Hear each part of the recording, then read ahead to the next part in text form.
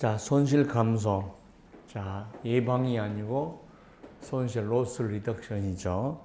위험 관리 방법은 이겠습니다. 자, 자동차 에어백이죠.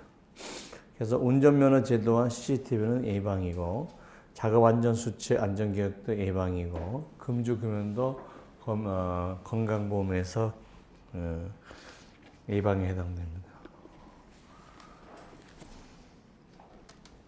기대 손실을 감소시키는 방법은 뭐냐? 아까 손실 통제 중에서 손실 통제란 말이나 위험 통제란 말은 프리벤션하고 리덕션을 합친 거죠. 그러니까 손실 통제 중에서 또죠. 손실 감소에 해당되겠죠. 자, 손실 통제라는 것은 프리벤션과 리덕션을 합친 거고, 그 다음에 기대 손실 감소는 리덕션에 해당되는 거죠. 다음 중 피보험자가 손실 통제를 제공하는 효과로 가장 큰 것은 뭐냐 그랬죠. 자, 일부보험이죠. 자, 일부보험은 피보험자가 손해의 일부를 부담을 하게 되니까, 자, 우리가 예를 들어서 보험 가액이 10억이다. 근데 보험 가액이라는 거는 것은 발생할 수 있는 손해의 최고치예요. 근데 보험 금액은 6억이다라는 거죠. 손해액이 3억 냈다. 그러면 보험 금액 6억 범위내에서 3억이니까 3억은 다 주는 거죠? 아니다 이거죠. 3억에 대해서 비리 보상은 3 곱하기 10분의 6을 주고, 실손 보상은 우리가 3억을 다 주는 거죠. 그 한도 내에서 6억 한도 내에서. 그래서 우리가 다른 말이 없으면, 일부 보험에서 다른 말이 없으면 항상 비리 보상이에요. 일부 보험에서 다른 말이 없으면 비리 보상이다.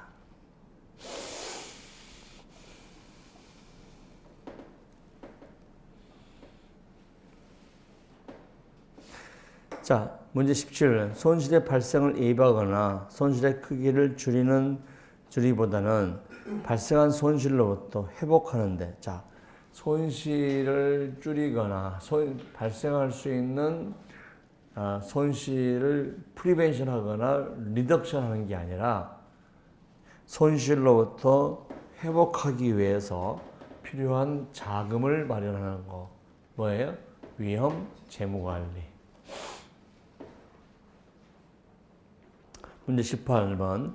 위험관리 방법은 크게 손실통제와 위험재무로 구별할 수 있다. 다음 중 위험통제 방법에 해당가를 모르고 해당되죠.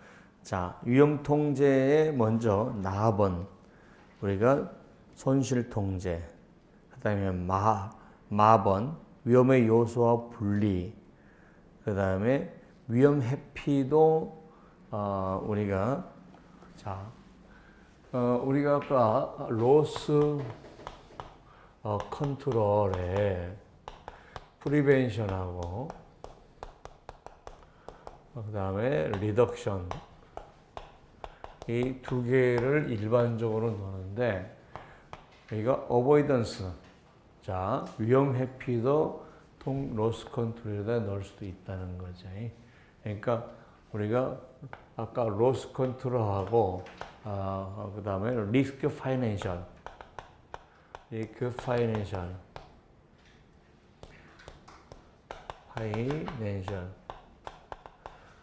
이렇게 두 개로 구분할 때는 이 로스 컨트롤 안에 이게 들어간다는 거죠. 그러니까 우리가 이거죠. 그 다음에 리스크 파이낸셜에 해당되는 것은 뭐냐? 자, 손실 보유하면은 어떤 식으로 보유하죠? 적립금을 쌓아놓아서 보유할 수가 있죠.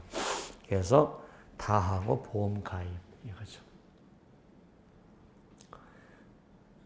자, 우리가 위험을 보유한다라는 개념은 자, 나중에 공부하겠으면은 위험을 보유하는 방법은 경상비로 처리하는 방법, 적립금으로 하는 방법, 자가보험으로 하는 방법 이런 것들이 다 있단 말이에요. 그러니까 위험을 대비해서 위험을 보기위해서 자기 스스로 돈을 모아놓는 거 이거죠. 그러면 이런 것들을 우리가 위험 보유라고 하기 때문에 위험 보유도 리스크 파이낸셜 위험 재무 관리에 해당된다 하는 거죠.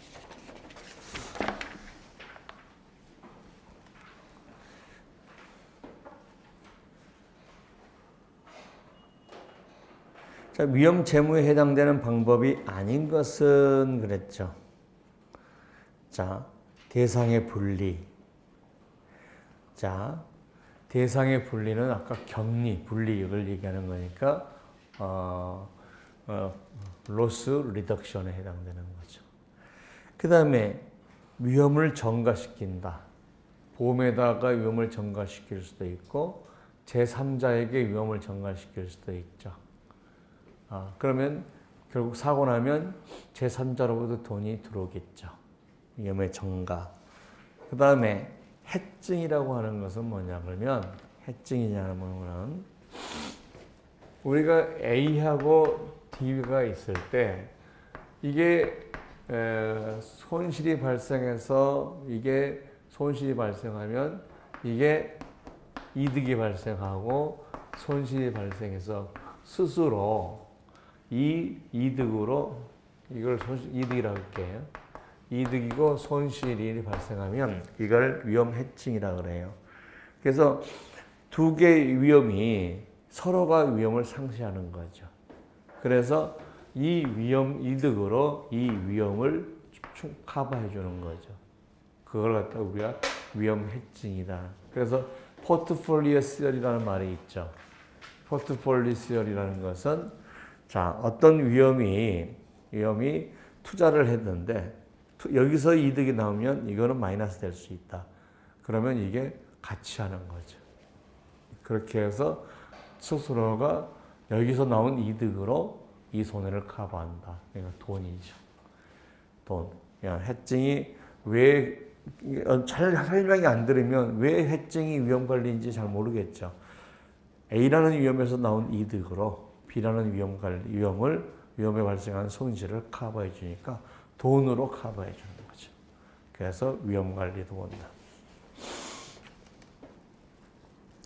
자, 20번 위험 관리 중에서 위험 재무에 해당되지 않는 것은 겠습니다. 일단 돈을 마련하는 건 위험 재무니까 경상비용, 자가보험, 위험 전가 이거는 다 위험 전가시킨 거는 보험에 전가할 수도 있고 제3자한테 전가할 수 있죠. 그럼 위험을 전가시키면 사고 나면 제3자로부터 돈이 들어오는 거죠. 그런데 우리가 스프링클러 설치는 로스 리덕션이죠. 그래서 아닙니다. 자, 소손의 발생 빈도가 다발한 위험에 대해서 가장 적절한 위험 관리는 뭐냐? 자, 소손해인데 빈도가 다발해요. 그러면 손해를 줄이는 게 아니라 빈도를 줄여야겠죠. 프리벤션. 로스 프리벤션. 자, 프리벤션은 예방이고. 자, 검춘문에 방화벽을 설치했다. 방화벽은 어떻습니까? 사고 발생 자체를 줄이는 게 아니라 사고했을 때 손해를 정도를 줄이니까 우리가 로스 리덕션. 자, 로스 리덕션인데 지금 로스 리덕션은 말이 없죠. 그러면 뭐예요? 더 넓은 개념인 로스 컨트롤, 리스크 컨트롤. 그죠? 리스크 컨트롤, 로스 컨트롤 안에 프리벤션과 리덕션이 있으니까 이걸로 답을 구하면 되죠. 자, 독성 화학물질을 운송하는 트럭 회사에 적용할 수 있는 위험 통제 방법으로 가장 거리가 먼 것은 자, 독성 물질을 비독성으로 바꾼다. 위험 회피죠. 독성 물질을 비독성 물질로 바뀐다. 위험 회피예요. 사고에 대해서 대비하는 손실 보전 중개물을 한다. 이거는 리스크 파이낸셜이지 리스크 컨트롤이 아니다는 거죠. 리스크 컨트롤은 프리벤션과 리덕션이죠. 그리고 돈을 모으는 거, 돈을 대비하는 거, 이거는 리스크 파이낸셜, 위험 재무죠. 그 다음에 트럭 운전사에게 안전교육을 직접적으로 시킨다 하는 거죠. 사고 발생을 줄이는 거죠. 자, 사고 발생, 이거는 프리벤션이 해당되죠. 로스 프리벤션. 사고를 예방한다는 거죠. 트럭 회사가 독성 물질을 운송하는 횟수를 줄인다는 거죠. 이것도 독성 물질을 우리가 횟수를 줄이는 것도 빈도를 줄일 수 있죠. 만약에 10번 갈 거 3번 가면, 그죠? 사고 발생 위험은 그만큼 빈도를 줄일 수 있죠. 자, 빈도를.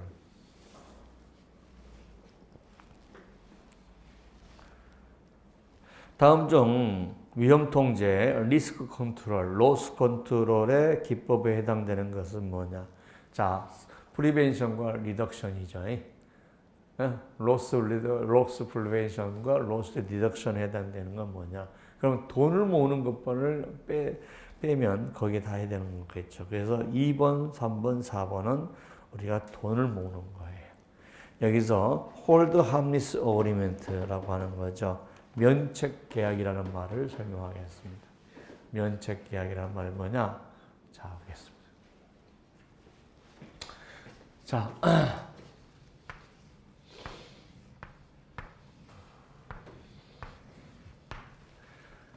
자, 여기가 회사가 있다는 거죠. 자, 오비 맥주라고 한번 가정을 해보죠. 그럼 흰길동에 있는 오비 맥주 공장에서 영등포에 있는 기차역으로 실어서 영등포역까지 이제 트럭으로 실겠죠. 여기서 내려가지고 영등포역으로 운반해가지고 그리고 기차에서 실으면 이게 운반 비용이 엄청나게 들 뿐만 아니라 영등포역에서 가지고 들어갈 때는 전부 다 사람이 들고 가거든요. 이렇게 밀고 가야 되는 거죠. 그런데 영등포역에서 기차가 들어와 버려요. 어디로? 공장으로. 그래서 공장에서 다 박스로 다 컨테이너로 다 문을 쫙 열고 컨테이너로 툭툭 싣고 가버려요. 지금 기업체들이 다 이렇게 쓰고 있다는 거예요. 이걸 인입선이라고 그래요. 그러니까 이 인입선인을 둔다는 것은 막대한 물리 비용을 줄일 수가 있죠. 버스에 싣고, 트럭에 싣고, 트럭에 내려서 사람으로 다 전철역, 기차역까지 가서 또 싣고, 맥주값 다 나와 지금 물류 비용이. 그러면 여기서 사고가 나면 누가 책임을 져냐? 철도 회사가 책임을 지는데 철도 회사가 책임을 전가시켜 버리는 거죠. 누가? 오비맥주가 책임을 져라. 이게 위험 전가인데 홀드 하미스 어그리먼트라는 것은 책임을 전가하고 철도 회사가 책임 안 진다 하는 게 면책입니다. 철도 회사가 책임을 안 진다. 그죠? 이게 면책, 홀드 하미스 어그리먼트고 왜 안 지냐? 위험을 오비맥주에게 전가했기 때문에. 오케이? 그러니까 지금 홀드 하미스 어그리먼트도 결국은 위험의 전가에 해당되고 위험의 전가라는 것은 위험을 넘긴다고 하지만 위험을 전가시킴으로써 내가 책임 안 진다. 내가 책임 안 진다는 표현이 홀드 하미스 어그리먼트다는 거죠. 자, 그러면은 홀드 하미스 어그리먼트도 결국 뭐예요? 오비맥주로부터 돈을 받아서 처리하겠죠. 그러면 제3자로부터 돈을 받아서 처리하는 거니까 리스크 파이낸셜이죠. 자, 그러면은 24번은 1번입니다. 25번 손실 예방, 로스 프리벤션에 관한 설명으로 저는 잠재적 손실의 크기를 줄인다. 이거는 로스 리덕션이죠. 스프링클러 설치, 로스 리덕션이죠. 손실의 발생 확률을 줄인다. 이건 맞죠. 주로 위험의 회피 또는 전가의 초점을 두는 이런 방법이다. 라는 거죠. 자, 위험의 회피는 로스 프리벤션은 예방이니까 아예 리스크 어보이던스 회피는 아예 위험을 안 주는 거죠. 그 다음에 정가는 뭐예요? 파이낸셜 리스크 파이낸셜이죠. 위험 관리죠. 위험 관리. 위험을 전가시켜서 제3자로부터 돈이 들어온다. 이거죠. 위험 관리. 다음 중 로스 리덕션의 거리가 먼 것은 뭐냐? 전열기구 사용 금지. 이건 프리벤션이죠. 그 다음에 내연제 사용, 스프링클러 설치, 자동차 에어백 설치는 사고 발생이 됐을 때 손해를 줄이는 거니까 맞죠. 그래서 넘어갑니다. 설계 도면이나 장부를 복사해서 따로 두는 것은 뭐냐? 그렇죠? 그래서 위험 분산에 해당된다. 자, 위험을 따로 놔둔다는 거죠. 따로 놔둔다. 그래서 위험 분산을 위험 격리라고도 쓰죠. 위험 격리.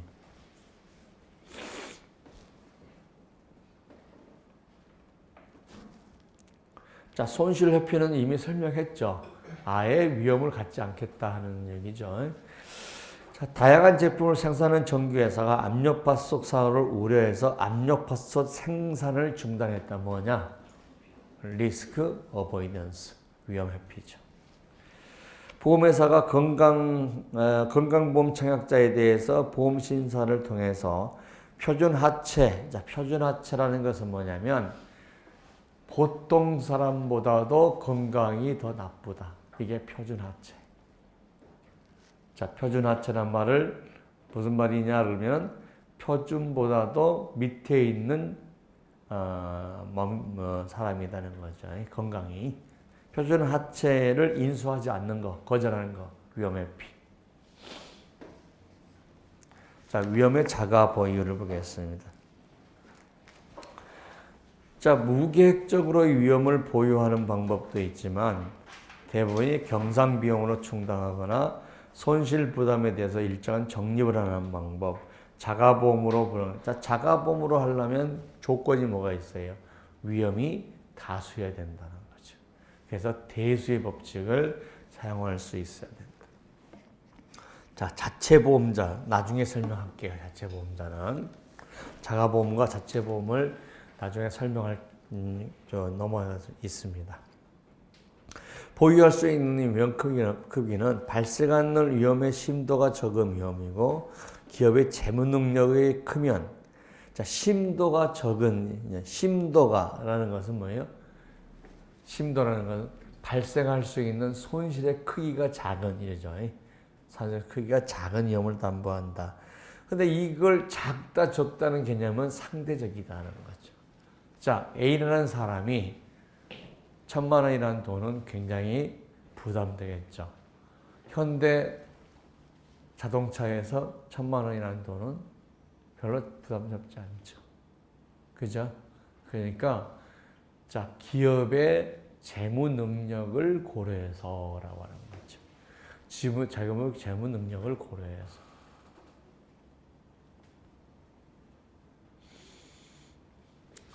자, 보험은 이렇게 됩니다. 자,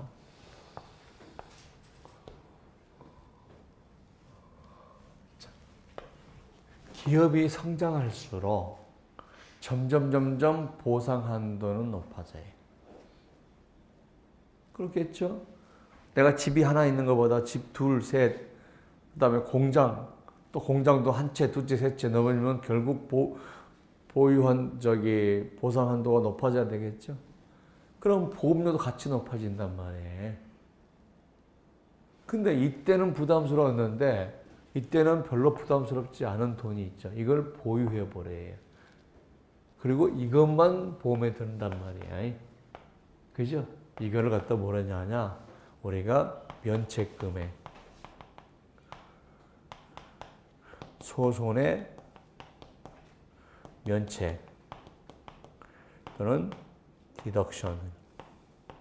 디덕터블이라고 그래. 디덕터블. 그래서 기업들이 자, 우리 개인 입장에서는 자동차 보험 드는데 50만 원 면책 금액이 있습니다. 그래도 부담스러워. 이거 50만 원. 이거 보험료 좀 더 내고 오브시가만 안 될까요? 라고 하는 거예요.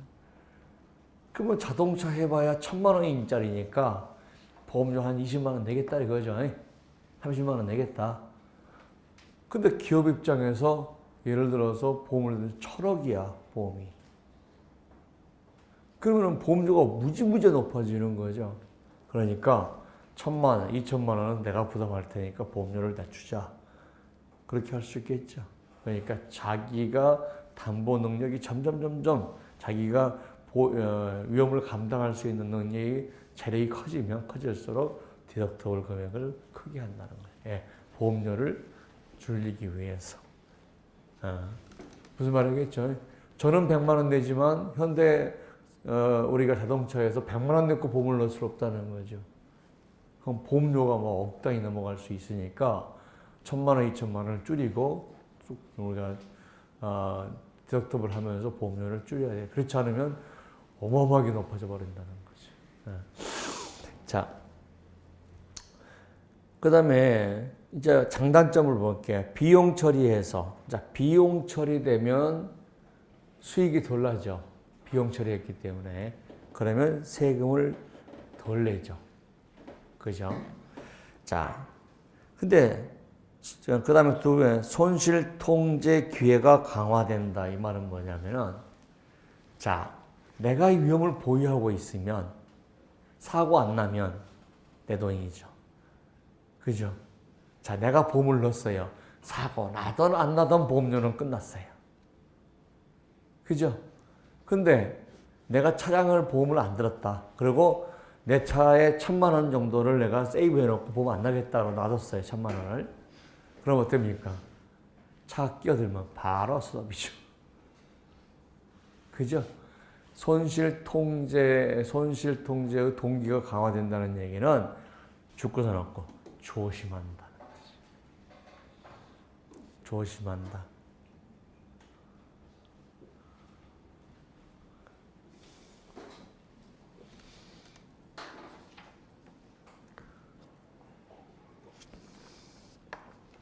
자, 기업 현금흐리 양호할 때 사용하는 방법이다라고 했는데, 자, 내가 보험료를 내면 한 달에 20만 원, 30만 원 내는데, 보험 넣기 싫어서 내가 보유했다는 얘기죠. 그랬더니 400, 500, 1000 이렇게 나갈 수도 있죠, 사고 나면. 그러니까 경제적으로 어려운 사람일수록 보험을 넣어야 하는 거예요. 사실은 경제적으로 어려운지 않은 사람이 보험 넣을 것 같죠? 안 그래요. 제가 한 10년 전쯤에 그 라텍스트리라고 해서 그 라텍스 공장에 화재를 처리를 해주고 설계사가 말하기를 그 사장님 보험이 거의 없으니까 자기 보험 좀 넣게 좀 유도해 달래요. 그래서 사장님 보험 하나 드시죠? 그랬더니 그거 얼마? 그러더라고요. 그래서 안 보면 한 3,000 드시죠? 그랬더니 그분이 뭐라고 했잖아요? 한 달 용돈이 3,000만 원. 한 달에 자기가 쓰는 돈이 3,000만 원이네. 그러니까 30억이면 몰라도 3,000만 원은 그렇게 부담스럽지 않은 거예요. 자기가 한 달에 자기 이래저래 쓰는 돈만 해서 3,000만 원이니까 그거는 돈도 아니라는 거예요. 이게 보면 안 된다. 그래서 엄청 부러웠어요. 응? 나는 그 암보험 들려면 3,000만 원 받으려고 한 달에 4만 원씩 오면 계속 넣고 있는데 그 사람은 30억이면 모를까 3,000만 원이면 그거는 보면 안 된다. 자, 무슨 말이에요? 자, 현금 흐름이 좋으면, 그죠? 돈이 많으면, 이런 거죠. 돈이 많으면 위험을 보유한다. 보유한다. 그러면은, 봐요. 자, 우리 보험시장이 설계사 입장에서는 굉장히 지금 어려워지고 있어요. 여러 가지. 근데 그거는 구조적으로 어쩔 수 없어요. 자, 첫 번째, 인구가 노령화되고 젊은 애들은 줄어들잖아요. 젊은 애들은 보험을 들지 많이 많은 사람이 보험 들지는 않으니까. 나이 사람들은 보험을 들더라도 보험료가 약하단 말이에요. 그죠? 젊은 친구들은 안 걸려서 죽는다. 그러면 막 애들 걱정하니까 뭐 보험 나오면 암 걸려서 뭐 3억 나올 수 있는 거 없냐. 그래도 되는데 나이 한 70 먹은 사람이 3억 넣을 필요 없죠. 보험료도 못 내 그거. 4억 받으려가 뭐 보험료 한 100만 원씩 150만 원 넣을 수 없다고. 그러니까 1000만 원 이렇게 되는 거지. 그러니까 보험료가 그런 거죠. 두 번째는 뭐냐면 경기가 막 활성화돼야 그리고 돈이 막 돌아야 보험을 넣어요. 보험을 크게 낸단 말이에요. 자, 그런데 지금은 이제 온 가족이 가서 벌어도 따뜻하게 살 수 있는 그런 돈밖에 못 벌게 서민들이 점점 되잖아요. 그러면 한 달에 보험료를 70만 원, 60만 원 안 내고 이제 4만 원, 5만 원 이런 보험을 넣는 거예요.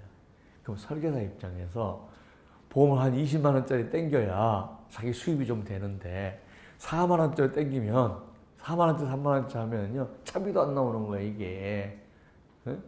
그러니까 설계사 수입이 확 떨어집니다. 그렇다고 해서 보험 자체가 없어지냐? 그렇잖아요. 적은 보험으로 들어가려고 하는 거죠. 적은 보험으로. 그렇죠? 이제 사람들이 자꾸 보험을 이제는 저축성에서 소멸성으로. 그렇죠? 그래서 삼성이 막 예전에요. 보장자산이라는 말을 썼죠. 그 보장자산이란 말이 왜냐면 그게 돈 보험료 내면요 없어져요. 근데 뭐 자산이요. 근데 예를 들어서 사고 나면 5만 원 내가지고 많이 받을 수 있는 보험 이렇게 만들어지는 거죠. 그 대신 환급금은 없어. 있어도 뭐 거의 적고 이런 거. 그러면 보험료를 낮출 수 있죠. 그죠? 맞습니다.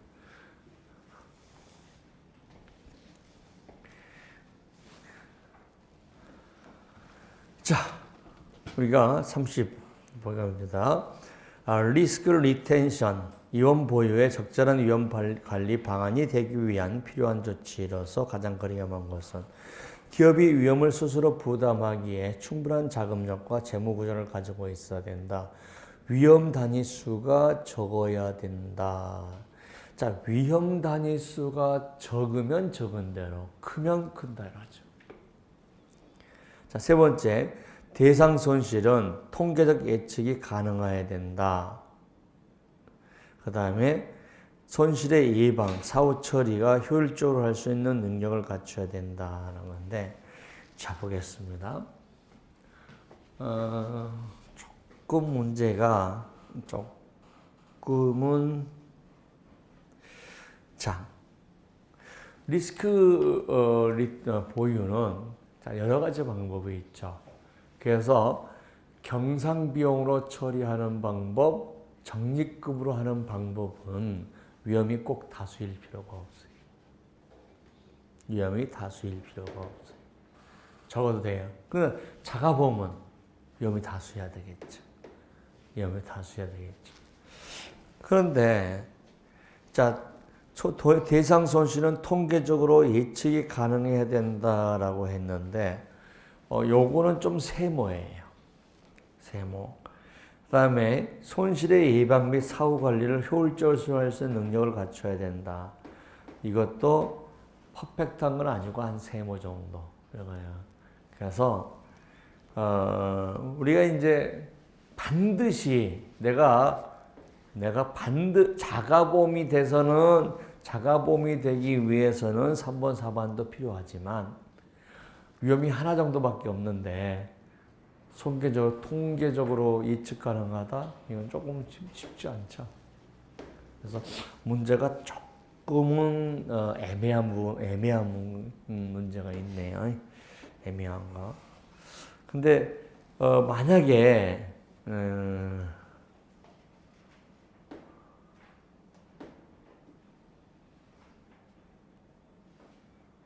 자, 3번, 4번은 자가보험이라 넣으면 되는데 위험 하나, 두 개 가지고는 조금 어려우니까 문제가 조금은 좋은 문제는 아닌 것 같네요.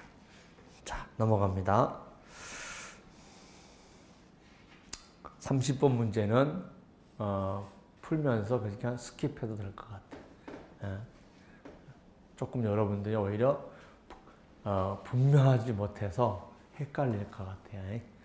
자, 왜냐면 자가보험, 우리가 위험의 보유 중에서는, 자, 우리가 핸드폰을 잃어버릴 위험이 있죠. 근데 그걸 내가 보험에 안 넣을 수도 있다 이거죠. 그죠? 저도 핸드폰 안 넣고 그냥 사용해요. 그러면은 내가 핸드폰을 분실할 위험이 얼마나 나 몰라요? 근데 분실해봐야 제일 뭐한 거는 주소록이 유출될까 봐서 문제지 돈은 사실 문제 아니거든요. 근데 그러니까 위험 단위가 핸드폰을 한번 생각해 때 위험 단위가 다수 있어야 된다. 내가 핸드폰을 100개 갖고 있어야 된다. 이건 아니라.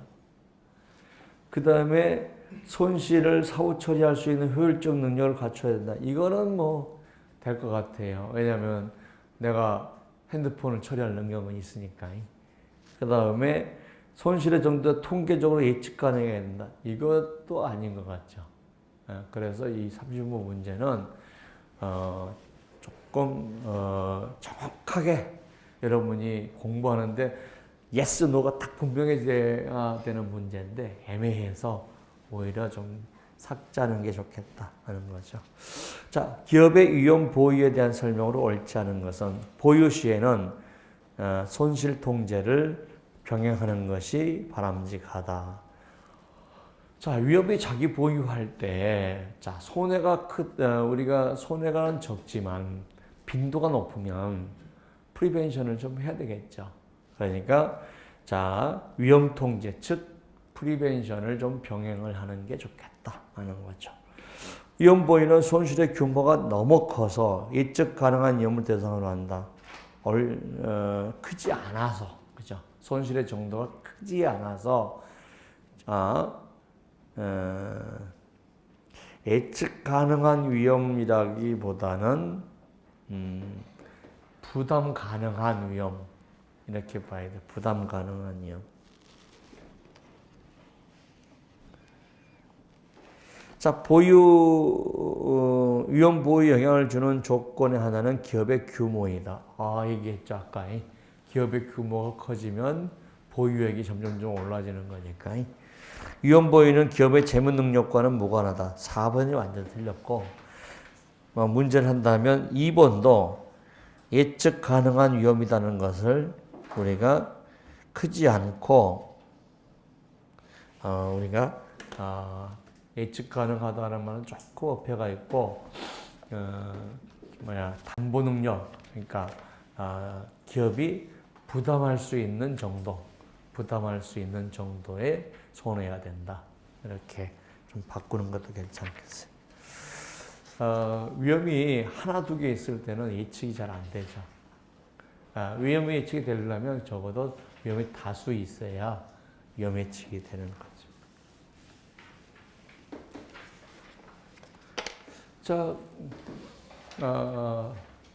자, 넘어갑니다. 위험 보유 기법 가운데 일반적으로 소규모 손실에 적합한 것은 뭐냐? 자, 돈이 아주 적게 드는 거예요. 아주 적게 드는 거.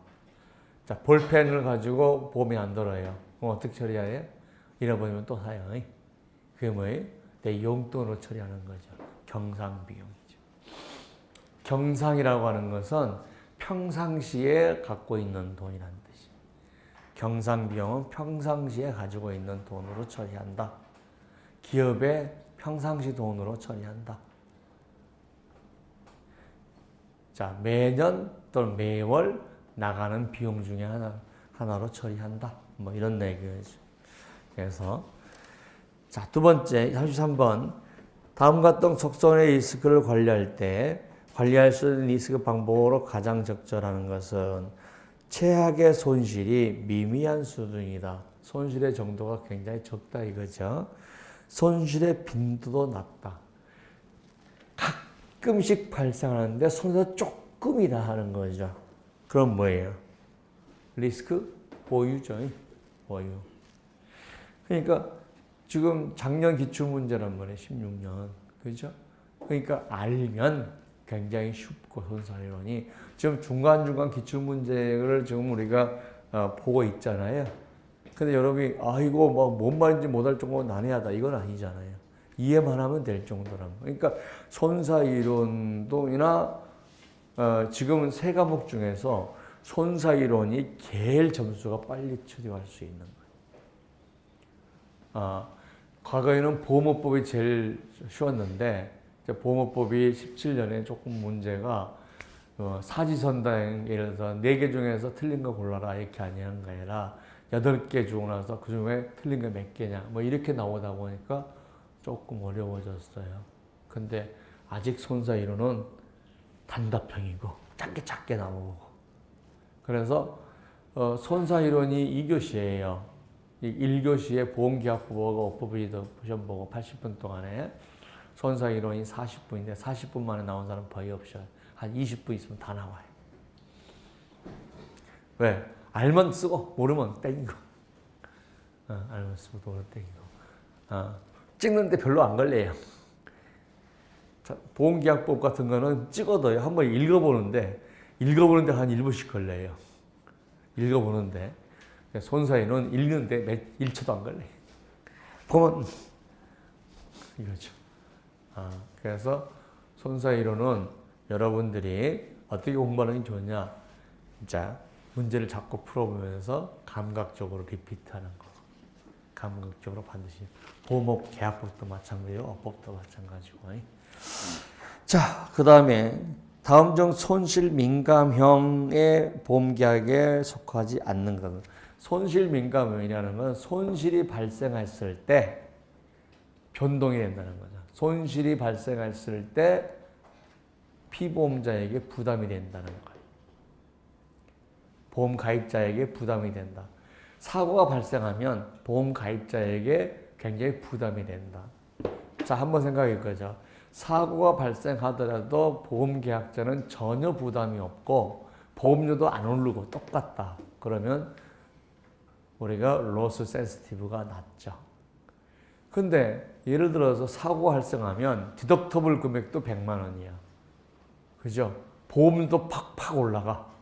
그러면 손실이 굉장히 나한테 센시티브 하는 거죠. 그죠?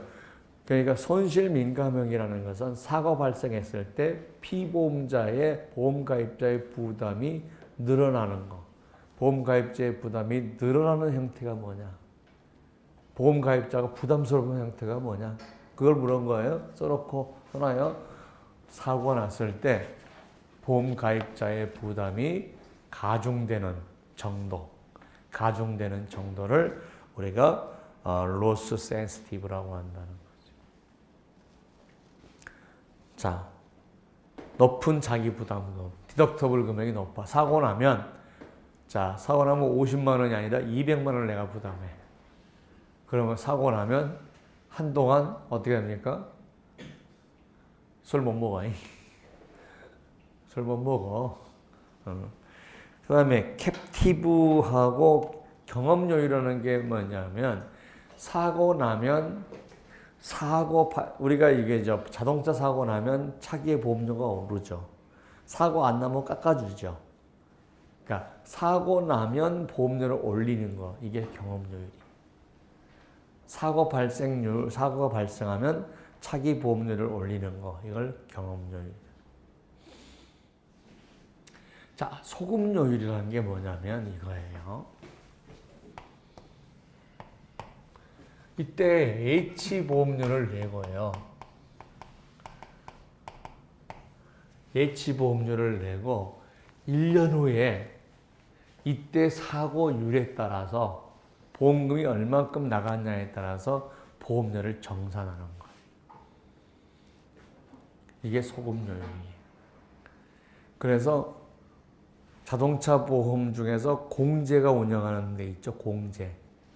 공제는 사고 나면 무조건 대인 사고가 발생하면 하더라도 공제 금액이 있어요. 디덕터블 금액이. 우린 자동차는 좀 차량은 우리 일반 보험회사에 넣으면 차량은 디덕터블이 있지만 대인의 디덕터블이 있는 거 없어요. 대인 사고에. 근데 공제는 대인에 50만 원, 100만 원 디덕터블이 있어요. 그리고 나서 이제 그 기업이 예를 들어 택시가 300대인데 사고를 1년 정산해 봤더니 보험료가 굉장히 사고를 많이 냈어요. 그러면 차기 보험료도 올리지만 이번치 보험료도 소급해서 더 올려버려요. 그러니까 어떻게 합니까? 사고 나면 어마어마하게 택시 회사 사장이 난리치는 거예요. 그래가지고 심지어는 너 이 새끼 잘라버려. 안 잘라면 네가 돈 내. 막 이런 거. 그리고 이제 택시 운전을 우리가 무사고로 이제 얼마 하면 옛날에 개인 택시를 분양받고 그랬거든요. 그래서 너 사고 처리하면 개인 택시 날라가 그러면은 한 1년밖에 안 남은 사람은 자기가 돈 차려 다 꼬라박아야 되는 거야. 다 꼬라박아요. 네. 그러니까 그러면은 안전하게 운전할 수 있도록 해야 될 거 아니야. 그걸 아니야. 산악금 8만 얼마씩 내야 돼. 차를 가져갔는데 지가 일 못하잖아. 8만 원씩 꼬아봐야 돼. 그러니까 택시가 어마어마하게 스트레스를 받으면서 막 사고 났다면 또 깽이 하는 거 그런 거죠. 자, 소금요율이 뭔지 알겠죠? 자, 캡티브는 자 이거예요. 자, 자동차를 100대 가지고 있는 사람이 위험을 보유하면 이걸 자가보험이라고 그래요. 근데 이건 보험회사한테 준 게 아니잖아요. 그냥 지가 보유하는 거잖아요. 그런데 이 100대에 있는 사람들 몇 명이서 한 세너 명이서 보험회사를 하나 만들어요. 그러니까 뭡니까? 스몰 인슈어런스 컴퍼니를 만든단 말이야. 그래가지고 이렇게 인수를 해서 자기가 재보험을 보내는 거죠. 근데 우리나라는 자체 보험회사가 없어요. 왜냐하면 우리나라는 보험회사를 만들려면 기금이 굉장히 많이 필요해. 100억 최소한 있어야 되니까. 근데 버뮤다, 미국의 버뮤다라는 섬이 있대요. 안 가봤는데요. 가고 싶은데요. 거기는 그냥 섬이었대요. 그 쿠바 쪽에 있는 섬이라는 거예요. 근데 버뮤다에 뭘 했냐 그러면요. 조세 회피적을 만든 거예요. 그래서 거기다가 버뮤다, 우리 미국은 전국이 똑같은 법을 안 써요. 주마다 법을 달리 하잖아요. 그래서 거기는 보험회사를 만드는데 5억 달러면 보험회사 인가를 해주는 거예요. 5억 달러면 5억 정도면 우리나라 5억 원 정도면 인가를 해주는 거예요. 그러니까 미국에 있는 이런 회사들이 거기다가 조그만 사무실 한 8평 정도 사무실 놔두고 직원 한 2명, 3명 고용해갖고 보험회사를 만드는 거예요. 그래서 거기를 통해서 재보험을 보내면 부가보험료도 전략할 수 있잖아요. 지가 인수하니까, 지가 하니까. 그 다음에 보통 재보험회사하고 원보험회사가 재보험회사의 요율에다가 원보험회사가 플러스해서 팔거든요. 그러니까 보험을 많이 전략할 수 있다는 거죠. 자, 근데 우리나라는 캐피탈을 안 하는 게, 뭐 때문에 안 하는 게 있어요? 보험 시장을 위축시킨다는 거죠. 만약 캐피탈을 해버리면, 그죠? SK도 조그만 보험회사 만들고, 현대자동차도 보험회사 만들고, 다 만들어버리겠죠. 조그만 보험회사. 그러면은 보험 시장이 위축된다고 해서 안 하고 있는 거죠. 안 하고 있어요. 그러니까 자체 보험자를 캡티브라고 그러는데, 자체 보험회사를. 그러니까 기업이 스몰 자기만 자기 보험만 인수하는 조그만 보험회사를 만들어버려요. 그러니까 규모는 얼마 정도냐? 직원 한두 명.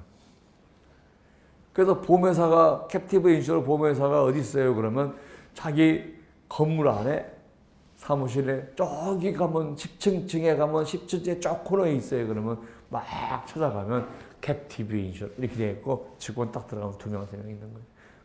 그리고 자기 회사 전체 보험 관리를 하는 거죠. 그런 것이 캡티브예요.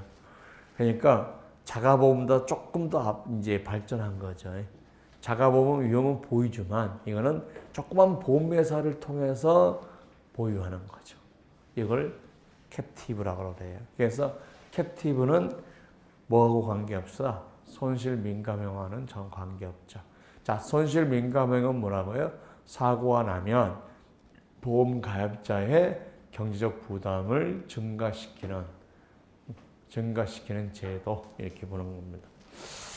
자, 보험계약자가 보험계약을 해지하는 것은 아래의 위험관리 중, 자, 보험 가입자가 계약을 해지해버려. 그럼 뭐예요? 계약을 해지하면 위험이 보험회사 갔다가 다시 어떻게 되는 거죠? 자기한테 오버린 거죠. 그죠? 자, 자동차를 보험에 들었는데 계약 해지해버렸어. 그러면 자동차 사고의 위험이 누구한테 있는 거야, 이제는? 내가한테 위험의 보유에 해당되는 거죠. 그죠? 위험의 보유. 그러니까 위험의 보유라는 말을 살짝 말 바꿔서 이제 또 쓴 거죠. 계약을 해지했다. 위험의 보유다. 자, 위험의 전가를 보겠습니다.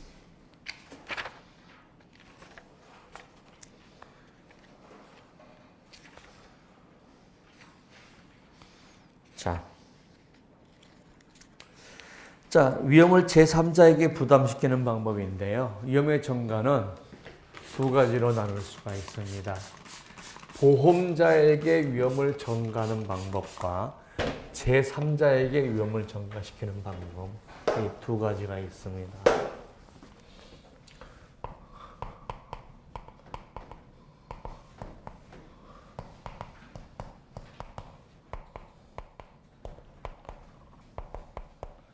자, 제3자에게 위험을 전가시키는 방법, 보험회사의 위험을 전가시키는 방법.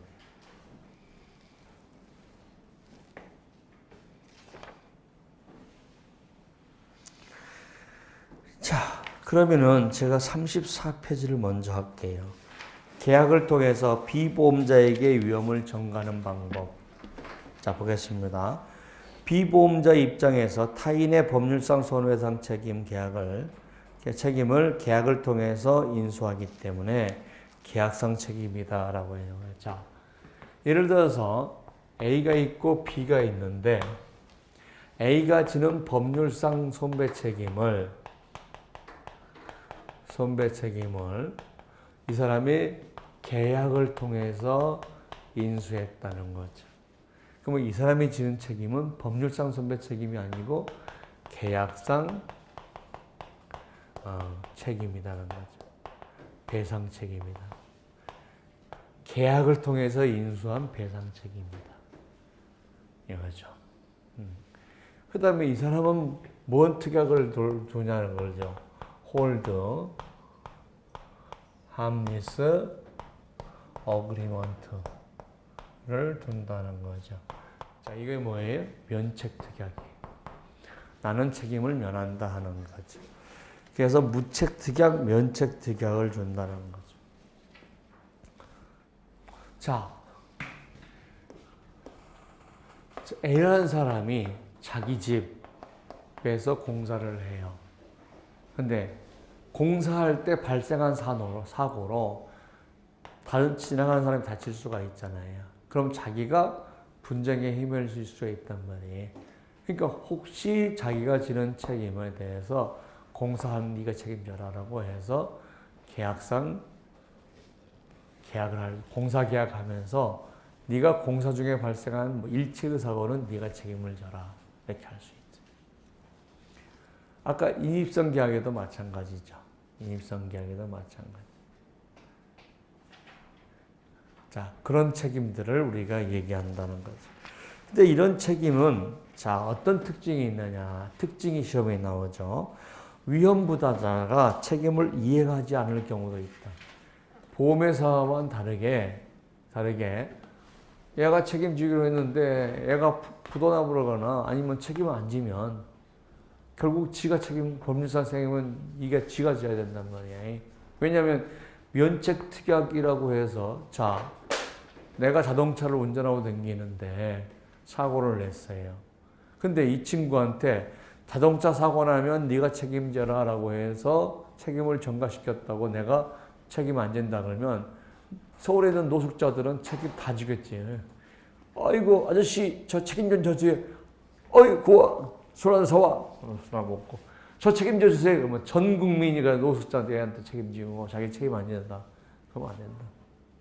그러니까 면책특약이나 책임 이전은 둘 간의 계약이고 법률상 책임은 누가 져야 되냐? A가 져야 된다. 그러니까 면책특약이라는 걸로 해서 법률상 손배 책임을 안 지는 게 아니라 면책특약은 둘만의 계약이야. 둘만의 계약이지 법률상 손배 책임은 피해자가 여타한테 청구하면 얘가 물어내고 이 면책특약에 의해서 이 사람한테 구상 들어가는 거지. 이 계약이 있다고 법률상 손배 책임이 없다 그래버리면 서울역 앞에 있는 노숙자들은 다 계약해 주죠. 그러면 자동차 보험 한 100만 대씩 계약해 주고 그러면 이제 지는 땡치고 안 된다. 자, 그래서 책임을 이행 안 해버린단 말이야. 그러면 결국은 누가 책임져야 된다? 자기가 책임져야 된다. 그 다음에 법원에서 위험장가 계약이 불공정 계약이라고 무효를 판정할 수 있다는 거죠. 자, 만약 경제적 강자가 자기의 경제적 힘을 이용해서 약자에게 전가시켰다면, 자, 무슨 말이에요? 자, 택시 회사가 택시 사고 나면 택시 운전자 네가 책임져라 라고 계약을 해서 했다 이거죠. 그런데 사고가 엄청나게 큰 거 났어요. 그리고 나서 났다고 해서 택시 운전자 네가 책임져. 아니면 네 재산 다 내가 법률상 손배 책임져는 네 재산한테 전부 다 압류 들어가고 막 그러면 택시 회사가 이건 불공정 계약이다 라고 얘기를 해서 무효시킬 수 있다는 거죠. 그죠? 그러니까 경제적 약자에게 자꾸 경제적 강자가 자기 힘에 의해서 위험을 전가시키는 것은 우리가 무효가 될 수 있다. 그러면 어떤 게 타당하냐? 경제적 약자가 강자에게 전가시키는 것은 괜찮죠. 근데 그렇지 않은 경우는 무효일 가능성이 있다는 거죠. 그 다음에 발생할 수 있는 위험의 전부를 하는 게 아니라 일부만 전가시킬 수 있다는 거죠. 결국 위험인수자가 사고 나면 처리를 안 해주면 법률상 손배 책임을 지는 자가 결국은 자기 부담으로 처리해야 된다. 이런 문제가 있는데 보험은 어떠냐? 보험은 이런 문제가 없다는 거죠. 자, 보험의 장점 보겠습니다. 자, 확실한 위험 전가 방법이다. 보험회사가 보상 책임이 발생한 경우에 비보험자에게 위험을 전가하는 것에 비해서 줄 것은 없고 채무 불이행의 가능성이 현저히 낮다. 보험금 안 주는 케이스가 낮다니까. 보험금 안 주려면 안 줄 만한 이유가 있어야 되지. 하나도 이유 없이 저 배째세요 이렇게는 못하는 거죠. 그 다음에 보험자에게 위험을 전가시킬 경우 보험자로부터 위험관리 서비스를 받을 수 있다. 그 다음에 손해배상 절차라든가 피해자 합의, 절충 이런 것들에게 전문가 도움을 받고 그다음 할 수 있고 큰 위험도 담보받을 수 있고 절세 효과가 있다는 것은 뭐예요? 비용 처리한다는 거죠. 보험료를 비용 처리한다.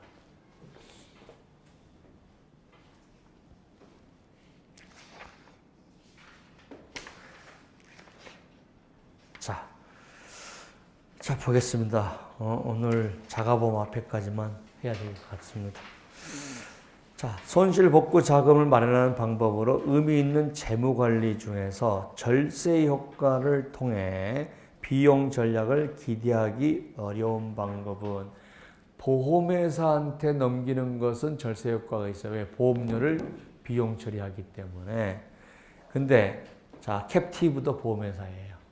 두 번째, 자, 보험을 활용하는 것도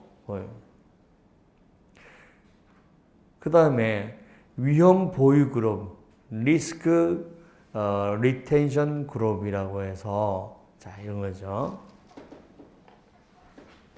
자, 우리가 이제 아까 자, 그때 이제 절세 효과가 전혀 없는 게 뭐예요? 위험의 보유죠. 내가 보유하는 거. 그죠? 자가보험, 적립, 이거는 이익이 남는데 그대로 보유하고 있으니까 세금 그것도 딱 때려 부르죠. 왜? 이득이라고 하니까. 이득이라고. 자, 이거예요. A라는 기업이 있어요. 그런데 캡티브를 만들었어요. 그래서 넘길 수도 있는데 자기는 혼자 캡티브를 만들 만한 능력이 안 돼요. 위험도 안 되고. 그러니까 A 기업이 아니라 이 업계 전체를 통해서 하나의 캡티브를 만드는 것이 이게 그룹, 이 인슈런스 그룹이라는 거고 이건 그룹 캡티브라는 뜻이에요. 예를 들어서 어떤 거예요? 방직공장 협회가 캡티브를 만든다는 거죠. 그죠? 그러면 하나의 회사가 만든 게 아니라 협회를 통해서 그 협회에 가입한 모든 사람을 우리가 캡티브로 넣어보는 거예요. 이걸 갖다가 인슈런스 그룹, 리스크 리텐션 그룹이다. 그래서 이걸 갖다가 그룹 캡티브다. 이렇게 얘기하죠. 그룹 캡티브. 그러니까 똑같은 거죠. 자, 37번. 다음에 보험의 특징으로 어려운 것은 16년 기출문제예요. 자, 우리 기출문제를 자꾸 써주는 것은 기출문제를 보면서 아, 문제 수준이 이 정도구나 라는 감각을 가져서 여러분들이 감각을 가져야 뭘 할 수 있죠? 이제 여러분이 어떻게 공부할까를 알 수가 있는 거죠. 그렇죠? 자, 보험의 특징으로 리스크 분담, 리스크 전가, 오연한 손실의 보상, 도덕적 해이 감소. 도덕적 해이 감소는 보험의 그러니까 도덕적 해이가 증가되는 거죠. 자, 보험에 들었다고 해서 보험에 들었으니까 부주의도 높아질 거고 또 도덕적 외는 뭐예요? 보험을 악용해서 한번 돈을 벌어볼까 하는 거죠. 돈을 벌어볼까.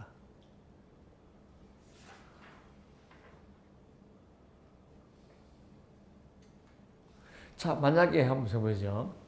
자, 차를 중고차라 하더라도 그걸 분실하면 그 같은 종류의 신차를 사주겠다. 그러면은요, 전 국민이 차를 안 갖고 차를 안 잠그고 다녀요. 그리고 차가 없어지면 막 엄청 좋아해. 10년짜리 차 없어졌다고. 그럼 새 차 산다고. 그죠? 그런 데 있어서 옛날에 로얄 시리즈라는 게 있어요. 로얄 시리즈. 대우 자동차에서 나온 것이 있는데 신차가 무지무지 비싼 거예요. 로얄이. 그게요. 기름을 독일 쪽 차인데요. 기름을 그냥 하마처럼 먹고 다니는 차예요. 무거워서. 안전성은 좋았죠. 근데 신차를 샀는데 그게 1년, 2년만 지나면 중고차가 뚝뚝 떨어지는 거예요. 그러면 보험회사가 설정해놓은 가격은 2천만 원인데 중고는 10천만 원밖에 안 돼요. 그래서 로얄차는 물론 안 잠고 댕겨요, 사람들이. 근데 웃긴 게요. 로얄차는 가져가지도 않아요. 왜냐하면 기름값이 너무 많이 나니까 안 가져가는 거예요. 노로헬차를 1년 동안 문을 안 잠그고 다녔는데 안 가져가요. 응? 자, 문을 안 잠그고 다닌다는 것은 자기가 깜빡 잊고 문을 안 잠긴 게 아니라 잃어버리기 위해서 일부러 문을 안 잠갔다. 그건 도덕적 해이죠. 도덕적 해이죠. 그래서 보험은 도덕적 해이를 증가시키지 감소시키는 건 아니다. 기출문제예요. 그죠? 자, 우리가 이제 리스크 분담 또는 여기다가 리스크 분산 이렇게 얘기해도 되죠. 자, 넘어갑니다. 자, 보험에 대한 설명이다. 가로 안의 단어 중에서 순서대로 바르게 배열한 것은 뭐냐? 계약자 입장에서 보험을 보면 보험은 자, 무슨 제도이지만 계약자 입장에서 보면 보험은 뭐냐? 계약자 입장에서는 보험을 보험자한테 전가시키는 거죠.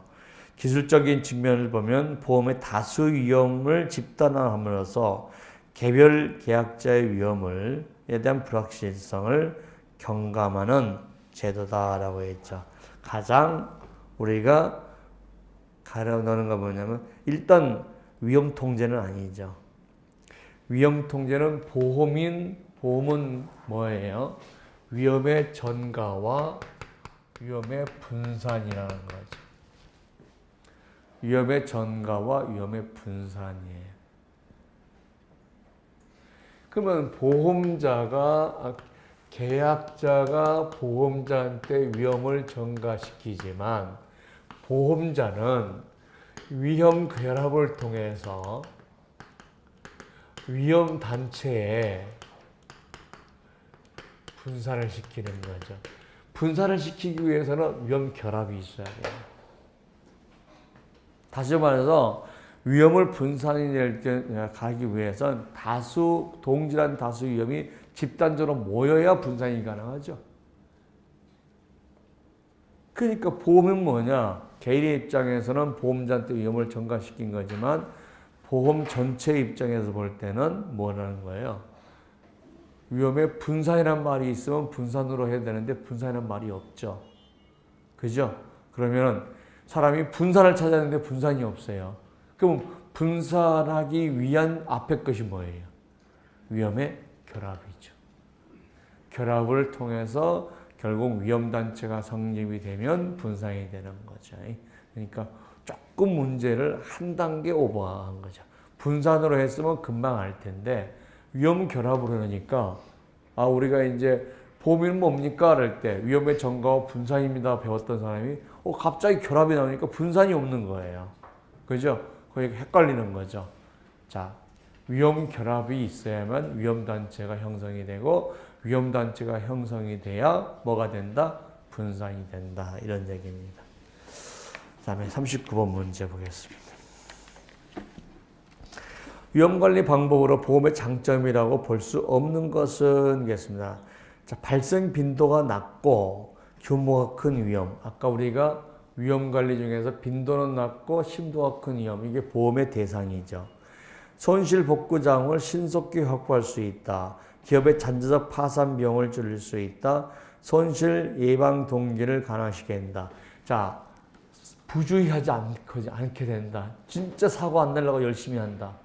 보험은 아니죠. 보험 들어놨으니까 아까 나태해지잖아요. 그래서 4번이 틀렸죠. 자, 손실 동기를 강화시켜준다. 그거는 위험 보유예요. 위험 보유. 위험 보유가 손실 예방 동기를 강화시켜줍니다. 문제 4번. 비보험자에게 위험 전가에 대한 설명으로 타당하지 않는 것은 거대의 위험을 전가하기 어렵다.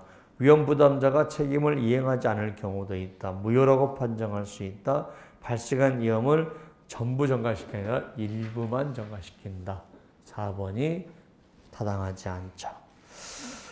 자, 이제 보험자가 있고 이제 계약 보험 가입자가 있다고 해요. 보험 가입자. 이걸 우리가 손해보험에서는 피보험자, 임보험에서도 피보험자란 말을 써요. 자, 피보험자. 자, 보험 계약자와 다른 개념이죠. 자, 보험 계약자는 자, 아버지가 아들을 피보험자로 해서 보험 들었다 그러면 위험을 우리가 가지고 있는 사람은 아들이지 아버지가 아니죠. 아버지가 아들 공장을 보험을 넣었다. 그러면 위험을 가지고 있는 사람은 아들이란 말이에요. 자, 그래서 봅시다. 자, 근데 손해가 발생하면 보상 한도가 보험 금액이 이만이고 보험 가액이 이만이. 자, 이게 디덕터블이다. 자, 차가 1,000만 원짜리인데 보험을 600만 원 받아주고 디덕터블은 50만 원이다. 그럼 50만 원까지는 자기가 부담해. 50만 원을 넘어간 것만 보험회사가 부담해줘. 근데 600을 초과해보면 또 안 해주겠죠. 자, 이것도 피보험자가 부담하고 이것도 피보험자가 부담해요. 자, 근데 자동차는 비례보상을 하지 않기 때문에 이렇게 주는데 화재보험 비례보상이야. 그러면 손해액을 갖다가 가액분의 금액으로 줘버리니까 즉 손해액이 1,000만 원인데 손해액이 곱하기 1,000만 원이 보험 가액이고 손해액이 600이니까 10분의 6만 주는 거죠. 그러면 이걸 부담하고 이거에서도 또 비례보상 받고 이걸 초과하면 이걸 보상 또 피보험자가 부담하는 거죠. 자, 피보험자가 부담하는 방법은 디덕터블 1번 2번 보상 한도를 초과하는 손해 3번째 비례보상했을 때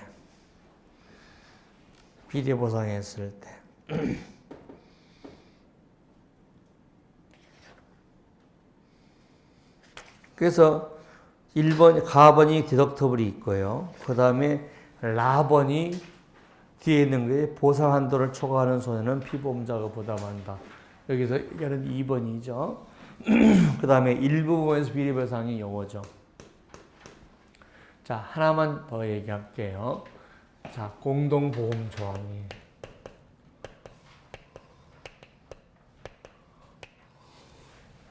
자, 화재를 들었는데 보험 금액을 4억으로 들은 거예요. 근데 화재보험은 보험 가액을 평가 안 해요. 계약 체결 시는. 그리고 보험 금액을 든단 말이에요. 그러면 설계사가 유능한 설계사는 눈찜적으로 대충 이 정도면 충분하겠다 해서 보험을 넣지만 잘못 집어넣으면은 일부분이 돼버리잖아요. 일부 보험이. 그래서 이제 사고 났어요. 그래서 나는 손해가 4억 정도는 4억 범위 내에서는 보상받을 거라고 생각했는데 손해가 2억 발생했는데 충분히 보상될 거라 했는데 보험회사가 와서 평가하더니 보험가액이 6억이래요. 그러면 2억에 6분의 4밖에 안 주는 거죠. 근데 이거는 평가를 안 한단 말이에요, 지금. 나중에 사고 시 평가하니까. 그러니까 불안하죠. 비례보상 될 수 있는 불안이 있죠. 이 비례보상 될 수 있는 불안을 해결하는 두 가지 방법이 그 첫 번째가 실손보상이. 비례보상하지 않고 보험 금액 범위 내에서 실제 손해를 다 줘라는 거죠. 그래서 실손보상하고 비례보상이 있는데 비례보상은 보험료가 한 30만 원이다. 한 60만 원 이렇게 받을 수 있다는 거죠. 그러니까 너무 높은 거야. 보험료가.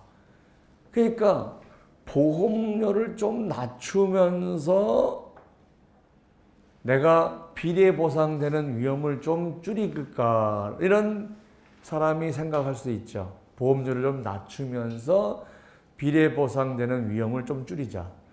완벽하게 비례보상이 안 되고 조금 줄이자는 거죠. 그런데 내가 이걸 몰라요. 보험가액을. 나는 충분히 보험을 넣는다고 넣었는데 그죠? 충분히 넣는다고 넣었는데 나중에 평가 보니까 보험가액이 훨씬 높아버린 거예요. 그러면 나는 전부 보험을 들려고 그랬어. 그런데 일부 보험이 돼버리죠. 그러니까 6억에서 자 예를 들어서 요구 부보 비율을 이라는 걸 예를 들어 70%로 가정을 하면 자 이 말이 뭐냐면 6억에 70%면 6, 7에 42억 이거잖아요. 4억 2천만 넘어가면 실손보상해주고 4억 2천이 안 되면 비례보상해주는 제도. 이거를 우리가 공동보험조항이라고 해요. 그러니까 공동보험조항은 이렇게 되는 거예요.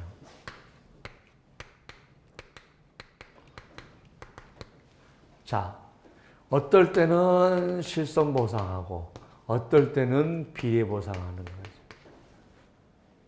그럼 실손보상할 때는 뭐냐? 자, 요구한 보험 금액,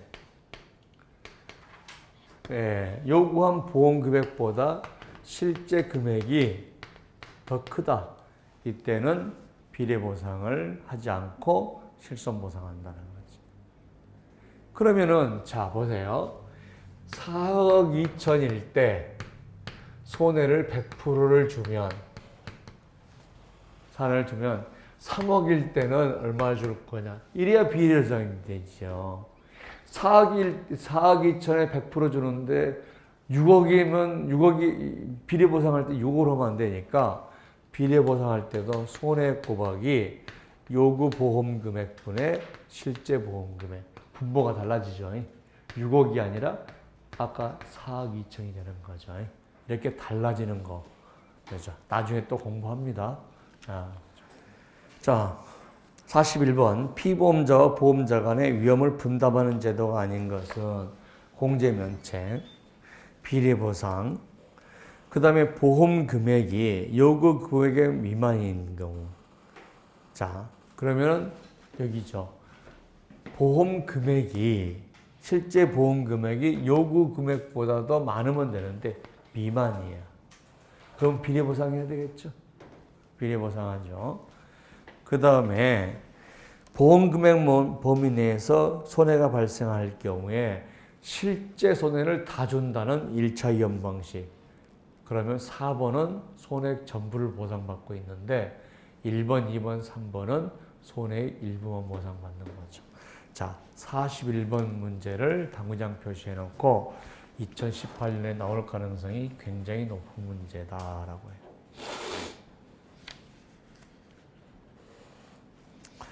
그 다음에 다음 중 일부 보험의 유형으로 옳지 않은 것은 계세요. 자, 일부 보험이라고 하는 것은 손해의 일부만 준다는 거죠. 그러면 하나도 안 주겠다. 이건 안 되겠죠. 그러니까 공동보험, 아까 여기죠. 공동보험. 그죠? 손해의 일부만 줘요. 그 다음에 두 번째, 책임 제외 손실. 자, 이거는 손실 자체를 제외시켜.